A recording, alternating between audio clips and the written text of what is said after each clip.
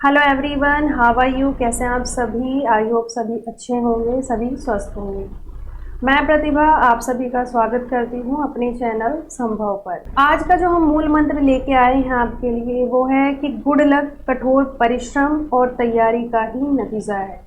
यानी अगर हम इंतजार कर रहे हैं कि अच्छा समय आएगा, हमारे जीवन में कुछ अच्छा होगा, हमारा गुड लक आएगा, तो वो तभी आ सकता है जब हम अपना पूरा प्रयास करेंगे, कठोर से कठोर परिश्रम करेंगे और पूरी प्लानिंग के साथ, पूरे मैनेजमेंट के साथ चलेंगे, तभी हम उस गुड लक तक पहुंच सकते हैं। खाली बैठ के इंतजार करके हमारा गुड लक नहीं आने वाला है। इसके साथ ही साथ हम अपनी वीडियो को स्टार्ट करते हैं। आज से हम शुरू करने जा रहे हैं अपने इतिहास विषय की सीरीज। इस सीरीज में क्या होगा कि आपको इतिहास के सारे बेसिक्स बताए जाएंगे, साथ ही साथ क्रमबद्ध तरीके से जो भी वंश, जो भी काल आएंगे, उन सबको हम एक एक करके सबको देखेंगे। तो सबसे पहली बात, अपनी नींव रख लेते हैं। क्यों? क्योंकि किसी भी नींव के बिना, एक मजबूत नींव के बिना कोई भी बिल्डिंग नहीं बनती है। तो इसीलिए आज हम जो शुरू करने जा रहे हैं वो हमारी क्या है? नींव है, वो हमारे बेसिक्स हैं। तो आप ध्यान से देखिएगा। हम बात कर रहे हैं इतिहास विषय के बारे में। पहली बात तो, अगर हम इतिहास नहीं पढ़ेंगे तो जो हमने भूतकाल में गलतियां की हैं उन्हें हम बार बार दोहराएंगे। इतिहास क्या है? इतिहास भूतकाल में हुई सारी घटनाओं का अध्ययन है। उनसे हम सीखते हैं, उनसे हम जानते हैं कि जो बीता हुआ अतीत है हमारा, उसमें हमारे महापुरुषों ने क्या अच्छे काम किए या हम लोगों की क्या गलतियां रही कि दूसरे लोगों ने भारत के ऊपर राज किया। अगर हम ये सारी चीज़ें नहीं जान पाएंगे तो हम उन गलतियों को बार बार दोहराएंगे।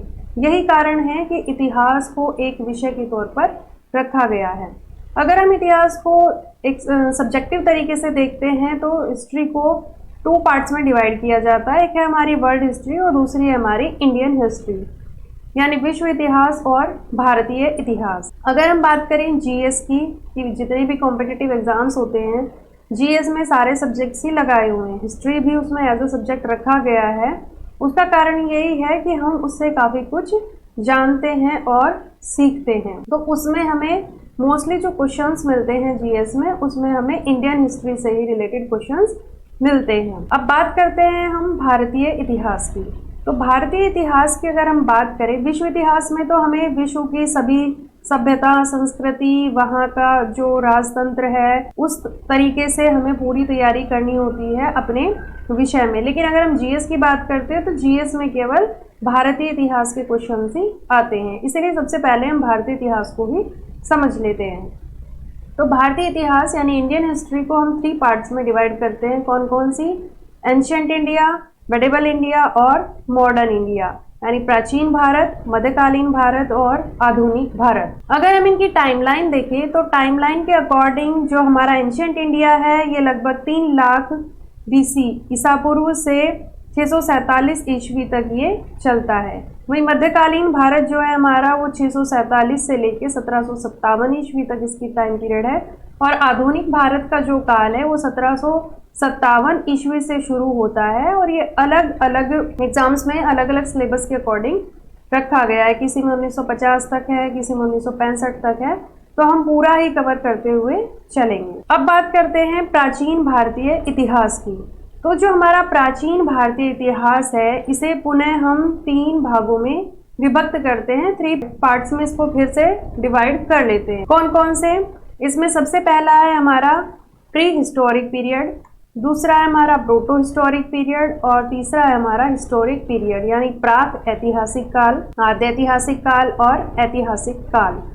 अगर हम इनका अर्थ निकालने की कोशिश करें, प्राक, प्राक यानी पूर्व, ऐतिहासिक काल का जो सबसे पहला काल है उसे हम बोलते हैं प्राक ऐतिहासिक काल। वहीं आद्य ऐतिहासिक काल यानी आद्य मतलब अधूरा, एक ऐसा ऐतिहासिक काल जो अधूरा है। और ऐतिहासिक काल यानी जिसमें हम इतिहास की घटनाओं को पढ़ते हैं और समझते हैं। इनके नाम क्यों रखे गए हैं ये जानना भी जरूरी है कि हमने इन्हें 3 भाग में अगर प्राचीन भारतीय इतिहास को बांटा है तो उसका कारण क्या है। उसका कारण ये है कि अगर हम बात करें प्राक ऐतिहासिक काल की तो इसमें हमें कोई भी लिखित सामग्री प्राप्त नहीं होती है। इसके इतिहास के विषय में अगर हम कुछ भी जानते हैं तो वो पुरातत्व के सहयोग से या पुरातत्व विभाग के आधार पर ही हमें इसके बारे में पूरा ज्ञान प्राप्त होता है। अगर हम बात करें आद्य ऐतिहासिक काल की, आद्य ऐतिहासिक काल यानी अधूरा ऐतिहासिक काल, तो अधूरा क्यों कहा गया है? क्योंकि इसके विषय में हमें लिखित सामग्री उपलब्ध हुई है लेकिन वो सामग्री अभी तक पढ़ी नहीं गई है। जैसे हम बात करें सिंधु सभ्यता की, तो उसकी जो लिपि है उसमें कुछ इस तरीके के चित्र हमें देखने को मिलते हैं कि उसमें अलग अलग चित्र बने हुए हैं, लेकिन वो क्या लिखावट है, क्या लिखा गया है, ये अभी तक उसको कोई भी समझ नहीं पाया है। इसीलिए हमें सामग्री तो उपलब्ध हुई है लेकिन उस सामग्री को अभी तक हमने पढ़ा नहीं है, उसे पढ़ने में सफलता अभी तक नहीं मिल पाई है। वहीं अगर हम बात करें ऐतिहासिक काल की, तो ऐतिहासिक काल की हमें लिखित सामग्री मिलती है और साथ ही साथ वो पढ़ी भी गई है। यानी ऐतिहासिक काल वही काल है जिसकी पूरी लिखित सामग्री हमारे समक्ष है, हम उसको पढ़ भी सकते हैं और आराम से बहुत ही इजी वे में हम उसे समझ भी सकते हैं कि हाँ क्या लिखा हुआ है और उसका पूरा अर्थ हम जान सकते हैं। तो वो है हमारा ऐतिहासिक काल। तो इसी आधार पर हम इनके एक एक पार्ट्स को लेंगे और उन्हें समझेंगे अपनी हर वीडियो में। जैसे सबसे पहले हम प्राग ऐतिहासिक काल को लेंगे और उसको कवर करेंगे, उसके बाद हम आद्य ऐतिहासिक काल को कवर करेंगे और फिर हमारा आएगा ऐतिहासिक काल। तो आगे आने वाली वीडियोस में हम पूरा क्रमबद्ध तरीके से आपको ये सब समझाएंगे, तो हमारे साथ बने रहिएगा। अब हम बात करते हैं पुरातत्व की। भाई जो हमारा ये प्राक ऐतिहासिक काल है, जो हमारा प्री हिस्टोरिक पीरियड है, उसकी जानकारी अगर हमें मिलती है तो कहाँ से मिलती है? तो ये मिलती है हमें पुरातत्व से। पुरातत्व क्या है? प्राचीन काल में मानव द्वारा प्रयोग में जो भी वस्तुएं लाई जाती थी, उनके द्वारा जो मंदिर भवन थे, इमारतें थी, उन सभी के जो अवशेष थे उनका अध्ययन कौन करता है? उनका अध्ययन ही पुरातत्व कहलाता है और इनका अध्ययन करने वाले पुरातत्ववेत्ता कहलाते हैं। इंग्लिश में हम इसे बोलते हैं आर्कियोलॉजी, और जो इसका अध्ययन करते हैं वो आर्कियोलॉजिस्ट होते हैं। तो बात ये आती है कि इनका जैसे घरेलू सामान हो गया, सिक्के हो गए, मनके, खिलौने, कृषि उपकरण, औजार, जो भी कुछ मिला है उस समय का, जो पुरानी चीज़ें हैं, उन सब का कैसे पता लगाया जाता है। तो उनका पता लगाने के लिए वो क्या करते हैं कि वो पूरा डेटा इकट्ठा करते हैं, वहाँ की जो भी सामग्री मिलती है उनके ऊपर फिर रिसर्च किया जाता है और उनकी टाइमलाइन का पता लगाया जाता है कि वो कितनी पुरानी है। इसके लिए जो प्रयोग में लाई जाने वाली विधि है उसे बोलते हैं C14, यानी जो रेडियो कार्बन विधि है उसके द्वारा ही ये लोग पता लगाते हैं कि कोई भी सामग्री कितनी पुरानी है। क्यों? क्योंकि कोई भी मानव है, कोई भी वस्तु है, सबके अंदर ये जो कार्बन की मात्रा है वो एक निश्चित मात्रा निर्धारित की गई है। अब वो जो मात्रा होती है समय के साथ साथ उसका क्षय होना शुरू हो जाता है, वो धीरे धीरे घटनी शुरू हो जाती है। तो जैसे जैसे कार्बन की मात्रा किसी भी वस्तु में, व्यक्ति में या जो भी अवशेष मिले हैं उनमें जितनी कम होगी, जितना उसका क्षय हो चुका होगा, उसी के आधार पर ही जो पुरातत्ववेत्ता है वो अनुमान लगाते हैं कि वो वस्तु या वो व्यक्ति या वो अवशेष कितना पुराना है। फिर दूसरी बात हम ये जानते हैं कि मानव का विकास क्रम कैसे हुआ। ये तो बात हो गई कि पुरातत्ववेत्ताओं ने किस प्रकार से जाना कि भाई ये प्राक ऐतिहासिक काल के सामग्री है और इसका फिर क्या अनुमान उन्होंने लगाया। इसकी अगर हम बात करें तो जैसे कहीं भी मान लो खुदाई की गई है, तो खुदाई करने में पुरातत्ववेत्ताओं को क्या मिलता है? अलग अलग लेयर्स मिलती हैं। जैसे मान लो उन्होंने यहाँ से खुदाई करनी शुरू की, आप इसे ऐसे समझ सकते हैं, तो पहले एक स्तर मिलेगा, दूसरा स्तर मिलेगा और तीसरा स्तर मिलेगा। इसे हम स्तरीकरण की विधि भी बोलते हैं, यानी इनके स्टेप्स बने हुए हैं। तो खुदाई करते करते जो उन्हें पहले स्तर पे मिलेगा यानी वो बाद का होगा, बाद के समय का होगा। उसके नीचे का जो मिलेगा वो उससे पुराना होगा और उससे नीचे का जो मिलेगा वो उससे भी ज़्यादा पुरानी वस्तुएं या अवशेष होंगे।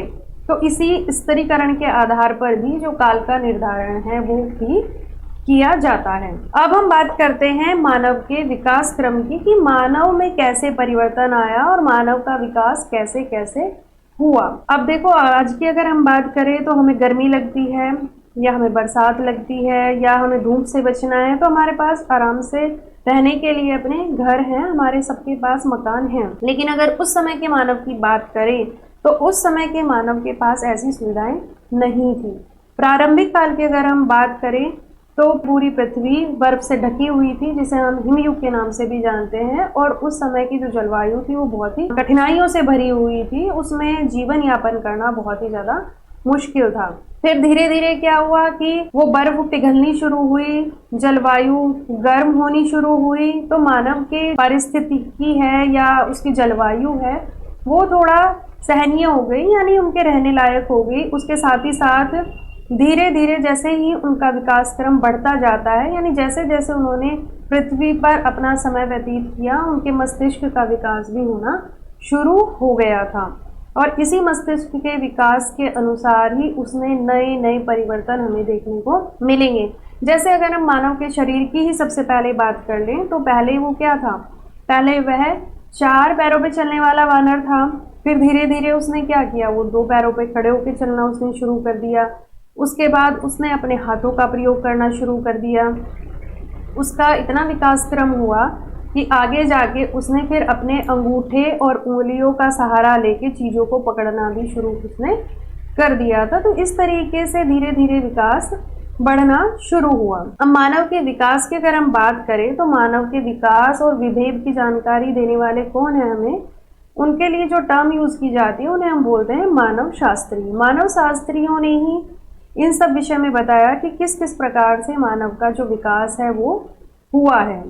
मानव शास्त्री कहते हैं कि आज से लगभग 2 करोड़ वर्ष पूर्व मानव की विकास की प्रक्रिया शुरू हो गई थी और उसमें धीरे धीरे शारीरिक परिवर्तन होने हमें दिखाई देने शुरू हो गए थे। पहले दोनों पैरों पे खड़ा होना, फिर सीधा खड़ा होना, फिर अंगूठे और उंगलियों की सहायता से सामान को पकड़ना। तो ये सारा विकास क्रम हमें कहाँ से पता चलता है, ये मानव शास्त्रियों के द्वारा ही हमें पता चलता है।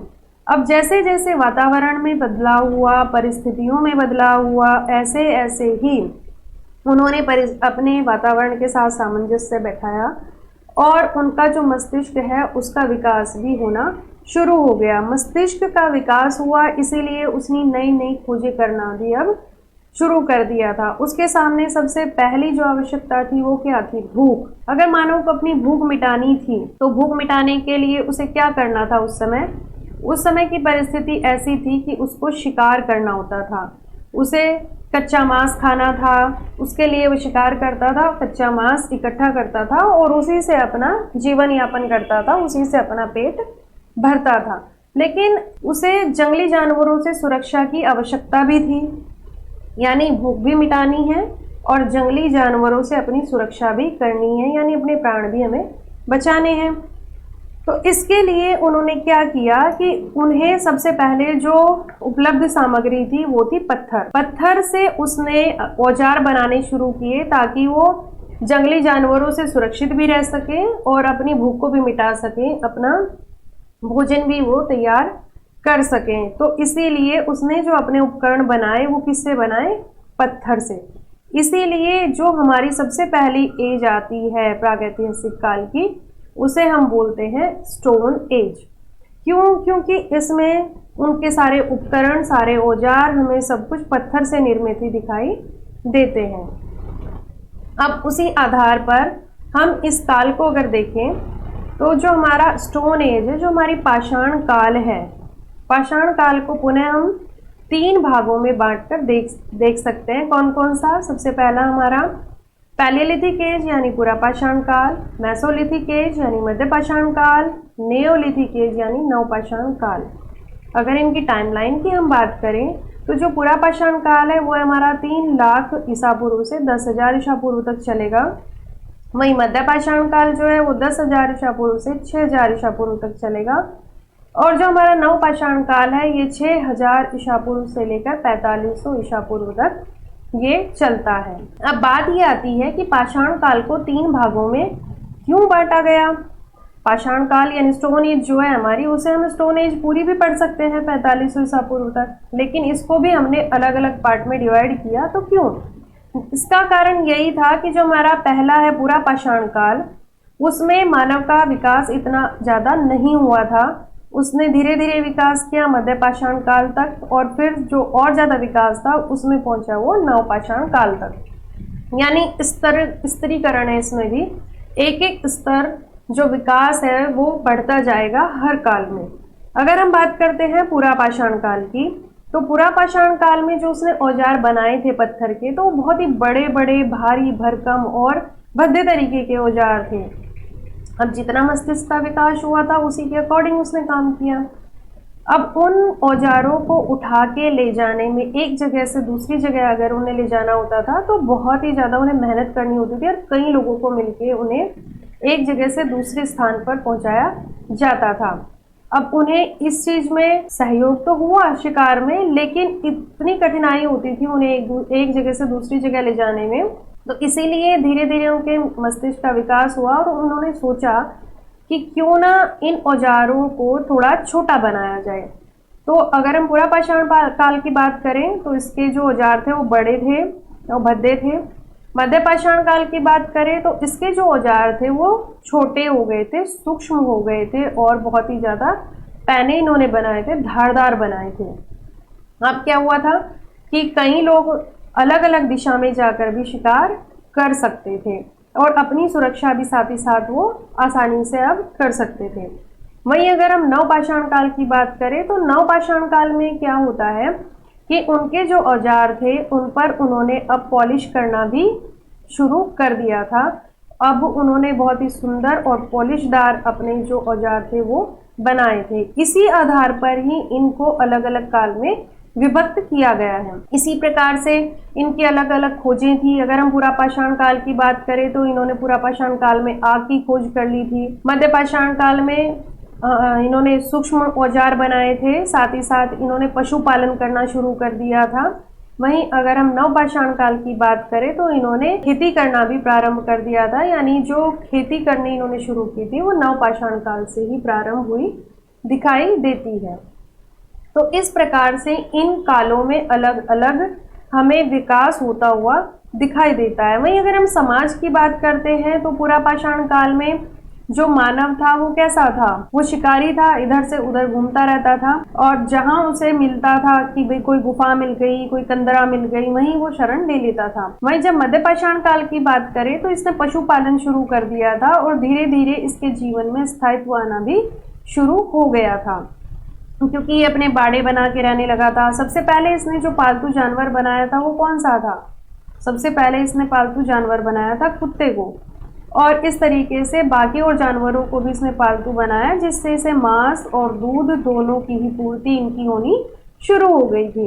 वहीं पूर्ण रूप से अगर स्थायित्व की बात करें हम समाज में, यानी छोटे छोटे से गांव अगर हमें देखने को मिलते हैं तो वो देखने को मिलते हैं हमें नव पाषाण काल में। नव पाषाण काल में क्या हुआ कि उसने खेती करनी शुरू कर दी, पशुपालन करना शुरू कर दिया। अब खेती कैसे होगी? खेती के लिए हमें किस चीज़ की आवश्यकता होती है?